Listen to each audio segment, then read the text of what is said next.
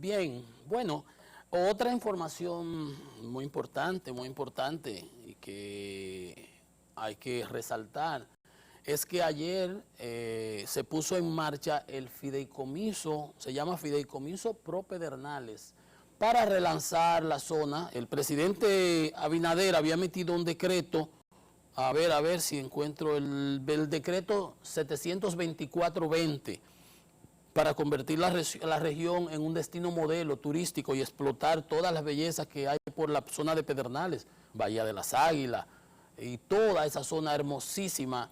Y es bueno que también se cuide porque hubo mucha depredación en la cordillera de la Sierra de Bauruco, sembrando aguacate, y se habla de gente con poder que era que hacía lo que deshacía y lo que le daba la gana en esa zona. Entonces es importante porque en el plan de desarrollo del suroeste se aspira a convertir la región en un modelo. Y ese fideicomiso Pro Pedernales fue anunciado por la fiduciaria Reservas y la Dirección General de Alianzas Público-Privadas. Estas son inversiones que van a hacer el sector privado con el apoyo del Estado y bajo el esquema de las fiducias que que dirige en el Banco de Reservas el amigo Andrés Van der Hoor, Andresito Van der Hoor, a quien felicito muy bien. El administrador Pereira señaló que entre las iniciativas más importantes que debemos poner en práctica se encuentra la construcción de un aeropuerto y más de 10.000 habitaciones de complejos turísticos. Entonces, eso es importante, eso señalaba Samuel Pereira, el administrador del Banco General del Banco de Reservas.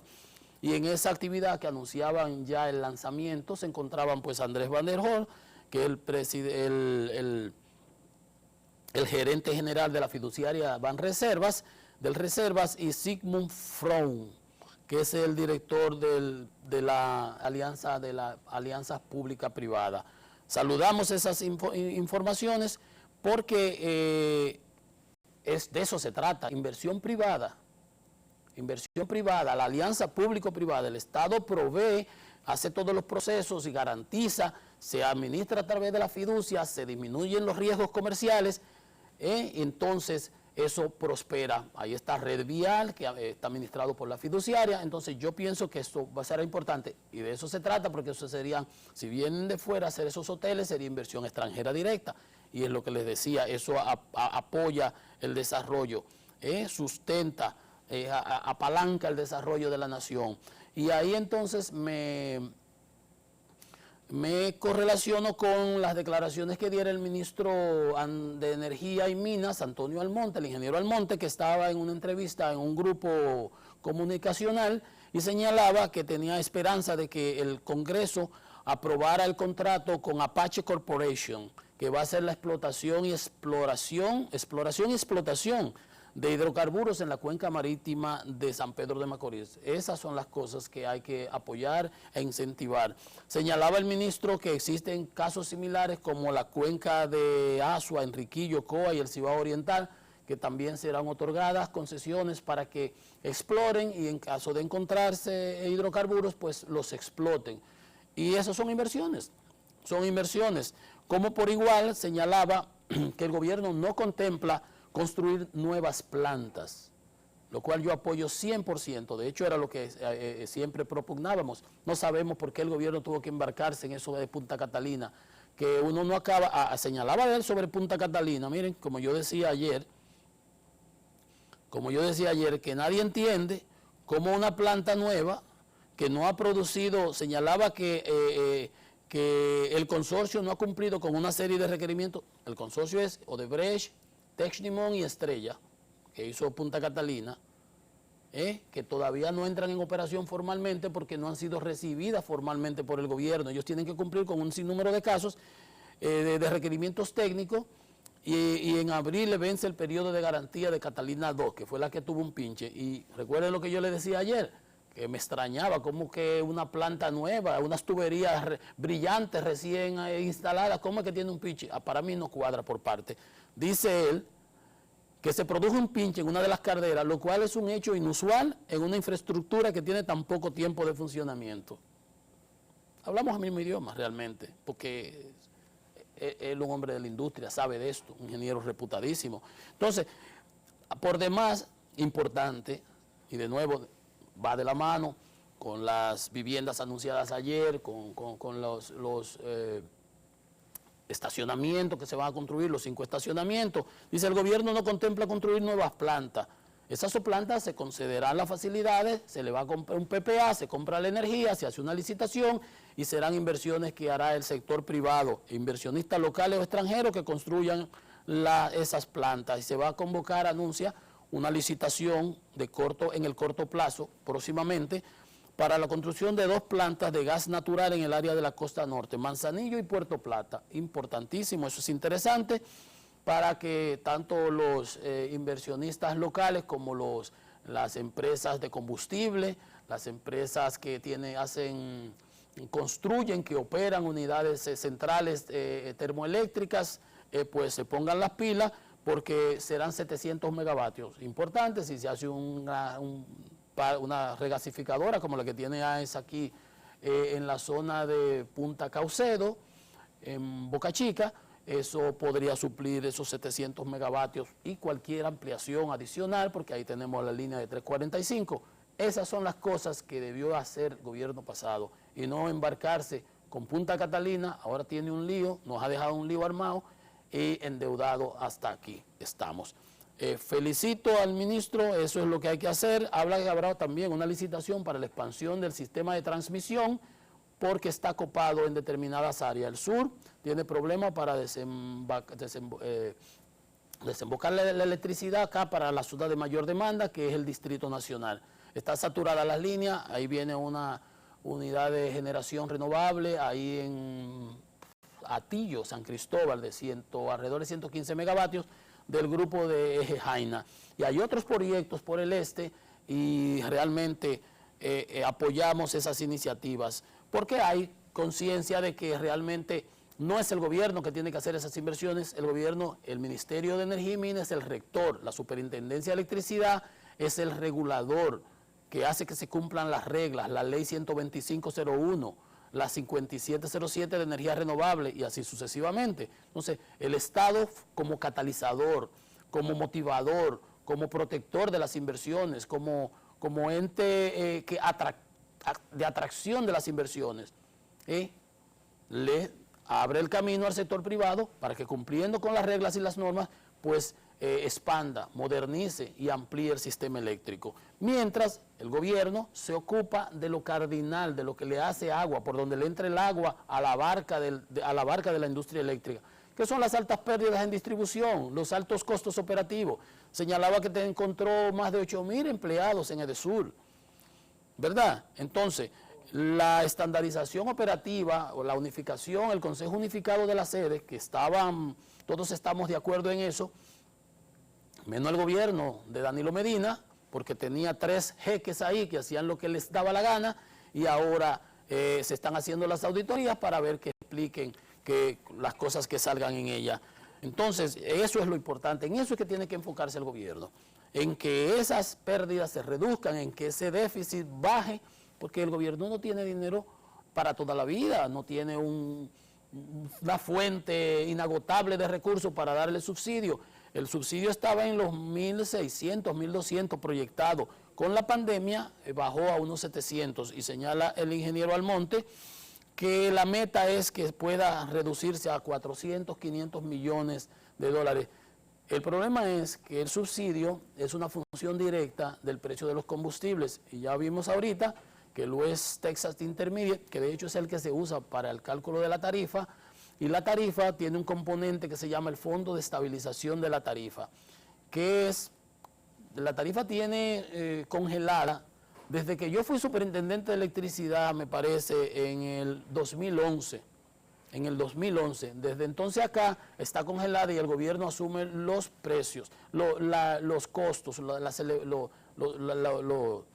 los incrementos de costos para no transferírselo a los usuarios a través de lo que se llama el Fondo de Estabilización de la Tarifa.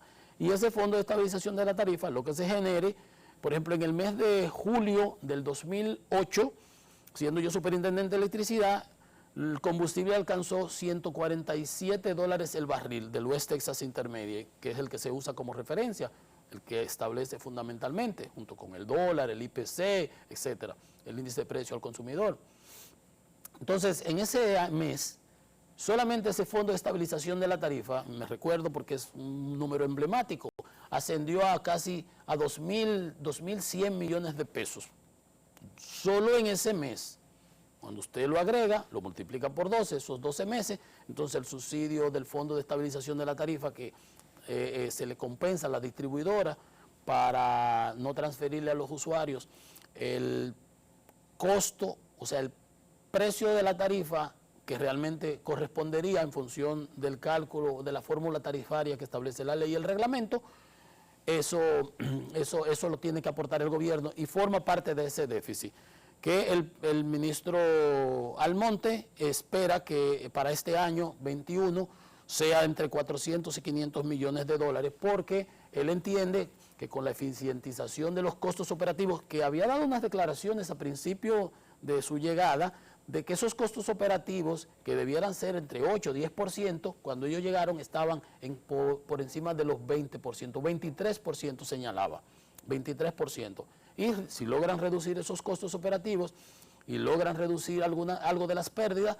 pues evidentemente el déficit se reducirá, aunque va a tener un factor negativo que es el incremento de los precios de los combustibles que están experimentando los mercados. Pero eso es lo que hay que hacer, está por el camino adecuado y lo felicitamos, y ese es el objetivo. Y esas licitaciones, anunciarlas, hacerlas transparentes, que estoy seguro de que el sector privado, si se crean las condiciones adecuadas comerciales, se va a motivar y va a participar y va a hacer esas plantas que requieren esos 700 megavatios, que será inversión extranjera directa, será generación de mano de obra y serán recursos que no tiene el Estado que endeudarse y desarrollo para el país. Bueno, otra información importante que es que siempre ha habido quejas y uno no entendía por qué te matan para robarte un celular y después lo pueden ir a activar y lo activan de una manera tan fácil que se permite mucho delito. Y hay una resolución que acaba de emitir Indotel, la resolución número 070 del cumplimiento de la resolución 070-19, entonces es del 19.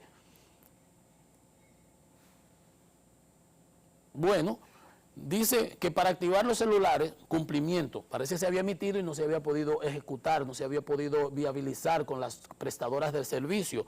Indotel dice que entonces para solicitar la activación de una línea telefónica móvil se requerirá la presentación en forma presencial. Ahora que estamos en forma virtual, presencial, pues bien, el primer paso será acudir en forma presencial a una oficina prestadora de servicio o a un distribuidor autorizado.